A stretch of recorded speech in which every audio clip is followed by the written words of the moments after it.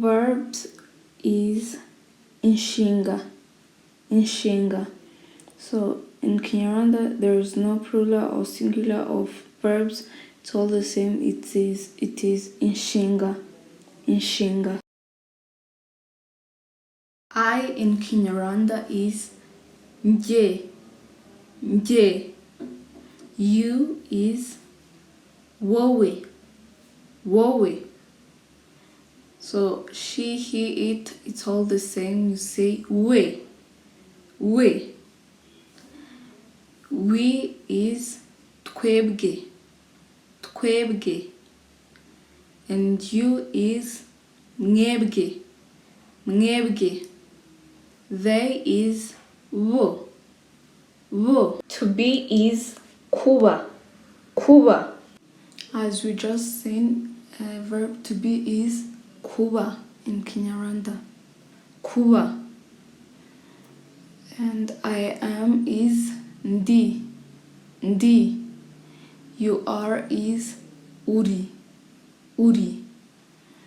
She, he, it is all the same. So it is ari.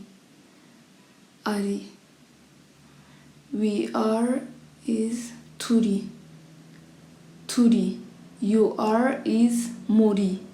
Muri. They are is bari. To do is gukora. Gukora. We just seen verb to do is gukora. Gukora. And I do is ndakora.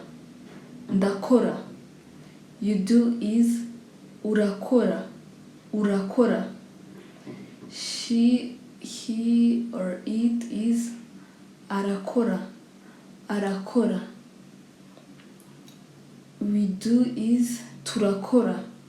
Turakora. You do is murakora. Murakora. They do is barakora. Barakora. To have is kugira. Kugira. To have is kugira. Kugira. And I have is fite. Fite. You have is ufite. Ufite. She, he, it, has is afite. Afite. We have is dufite. Dufite. You have is mufite. Mufite. They have is bafite.